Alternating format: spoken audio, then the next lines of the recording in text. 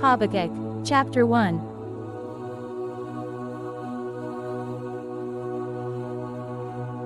The oracle that Habakkuk the prophet saw.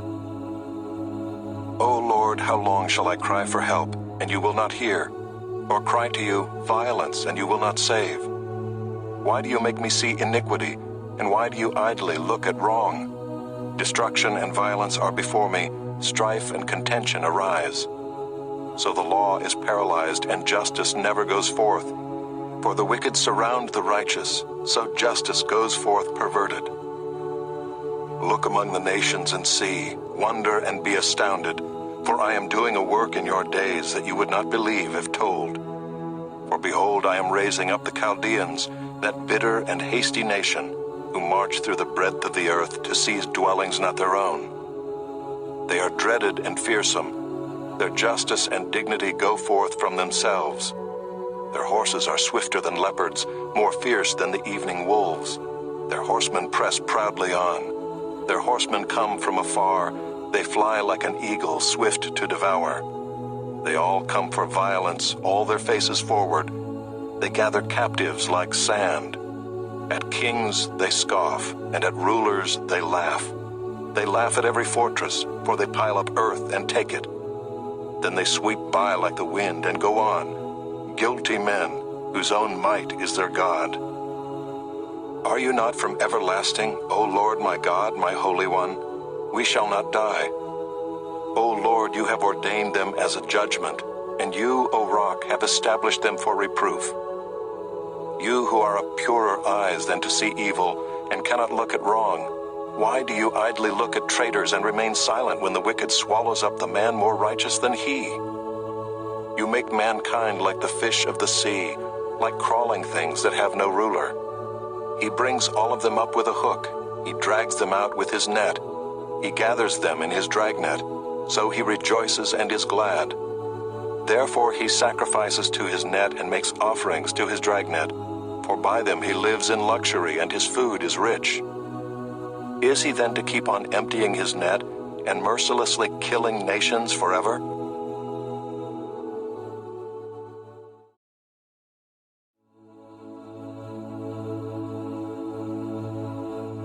Habakkuk Chapter 2.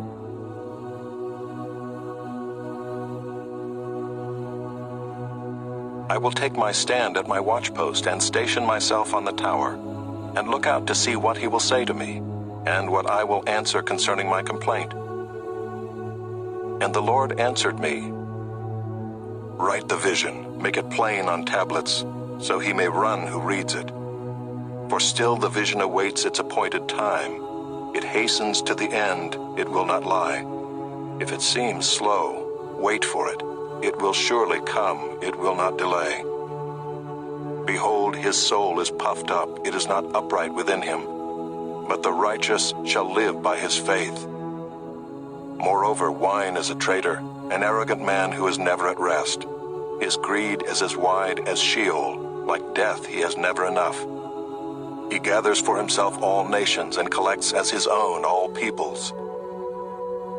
Shall not all these take up their taunt against him with scoffing and riddles for him, and say, Woe to him who heaps up what is not his own, for how long? And loads himself with pledges. Will not your debtors suddenly arise, and those awake who will make you tremble? Then you will be spoil for them. Because you have plundered many nations, all the remnant of the peoples shall plunder you. For the blood of man and violence to the earth, to cities and all who dwell in them. Woe to him who gets evil gain for his house, to set his nest on high, to be safe from the reach of harm. You have devised shame for your house by cutting off many peoples. You have forfeited your life. For the stone will cry out from the wall, and the beam from the woodwork respond. Woe to him who builds a town with blood and founds a city on iniquity. Behold, is it not from the Lord of hosts that peoples labor merely for fire, and nations weary themselves for nothing? For the earth will be filled with the knowledge of the glory of the Lord, as the waters cover the sea. Woe to him who makes his neighbors drink. You pour out your wrath and make them drunk, in order to gaze at their nakedness. You will have your fill of shame instead of glory. drink yourself, and show your uncircumcision. The cup in the Lord's right hand will come around to you, and utter shame will come upon your glory.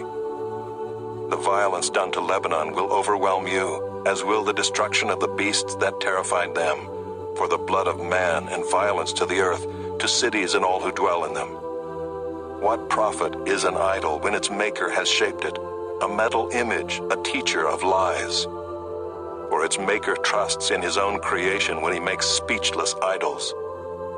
Woe to him who says to a wooden thing, "Awake," to a silent stone, "Arise." Can this teach? Behold, it is overlaid with gold and silver, and there is no breath at all in it. But the Lord is in his holy temple. Let all the earth keep silence before him.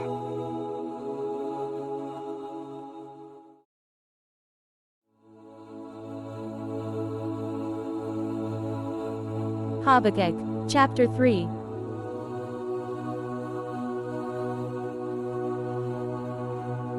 A prayer of Habakkuk the prophet, according to Shigionoth. O Lord, I have heard the report of you, and your work, O Lord, do I fear.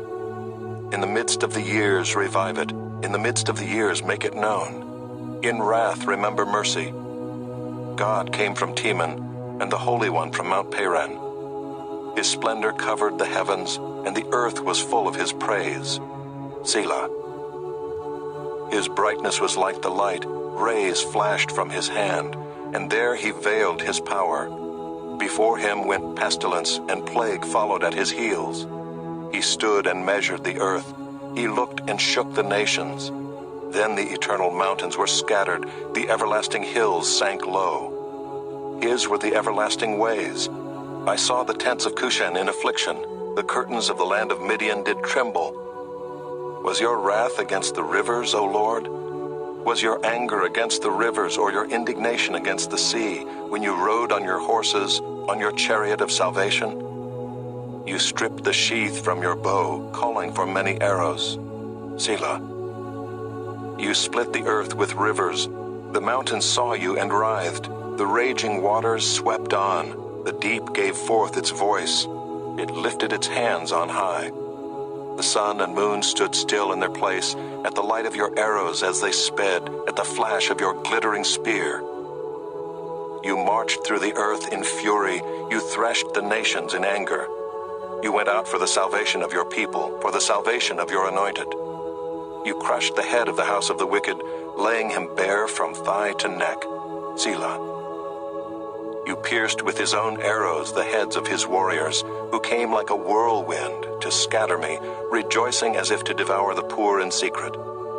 You trampled the sea with your horses, the surging of mighty waters. I hear, and my body trembles.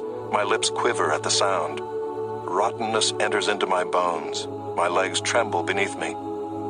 Yet I will quietly wait for the day of trouble to come upon people who invade us. Though the fig tree should not blossom, nor fruit be on the vines, the produce of the olive fail, and the fields yield no food, the flock be cut off from the fold, and there be no herd in the stalls, yet I will rejoice in the Lord. I will take joy in the God of my salvation. God, the Lord, is my strength. He makes my feet like the deer's. He makes me tread on my high places. To the choirmaster with stringed instruments,